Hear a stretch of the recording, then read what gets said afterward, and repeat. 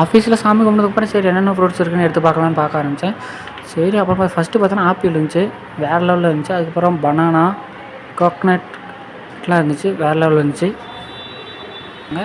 இன்றைக்கி எல்லா ஆஃபீஸ்லையுமே இப்படி கும்பிட்டாங்க. பட் நாங்கள் இன்றைக்கி கும்பிடல. அதுக்கப்புறம் பார்த்திங்கன்னா வாழைப்பழம் கொடுத்தாங்க. இன்னும் எக்ஸைட்மெண்ட்டாக இருந்துச்சு. இன்றைக்கி ஆடி பார்த்தனால நிறைய பேர் எல்லாம் ஆற்றுக்கு குளிக்க போவாங்க, கோயிலுக்கெல்லாம் போயிருப்பாங்க. பட் எங்களுக்கு இன்றைக்கி ஆஃபீஸ் அப்புறம் பார்த்திங்கன்னா கருப்பு திராட்சை எல்லாம் கொடுத்துருந்தாங்க. எல்லாம் அட்டகாசமாக இருந்துச்சு. சந்திரமுகி நடிகை ஜோதிகா மாதிரி இங்கே பாருங்கள் சலங்கை கொலுசு நான் ஒவ்வொன்றா எடுத்து பார்த்துக்கிட்டு இருந்தேன். இதெல்லாம் அதிசயம்னா திராட்சையில் பார்த்திங்கன்னா ஒன்று கூட உதிரவே இல்லை. அது ரொம்ப அதிசயமாக இருந்துச்சு. அதுக்கப்புறம் பார்த்திங்கன்னா எல்லாத்தையும் மறுபடியும் அதே பாக்கெட்டில் எடுத்து வச்சிட்டேன். அதுக்கப்புறம் பார்த்திங்கன்னா ஆடி 18க்கு ஸ்பெஷலான இட்லி எடுத்து கொடுத்து சாப்பிட்டேன்.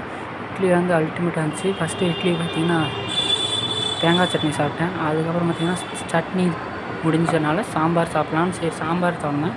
அதுக்கப்புறம் சாம்பார் பார்த்திங்கன்னா வேறு லெவல் டேஸ்ட்டாக இருந்துச்சு ஃப்ரெண்ட்ஸ்.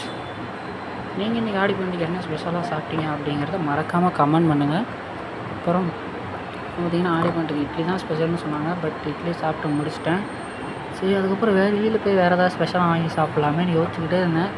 சரி என்ன வாங்கலாம் அப்படின்னு யோசிக்கும்போது தான் சரி சாண்ட்விச் சாப்பிட்லாம் அப்படின்னு சொல்லிட்டு சாண்ட்விச் வாங்கிட்டு வந்துட்டேன். அதுக்கு பார்த்திங்கன்னா டொமேட்டோ கெச்சப் கொடுத்துருந்தாங்க. அதுவும் பார்க்க அல்டிமேட்டாக இருந்தது.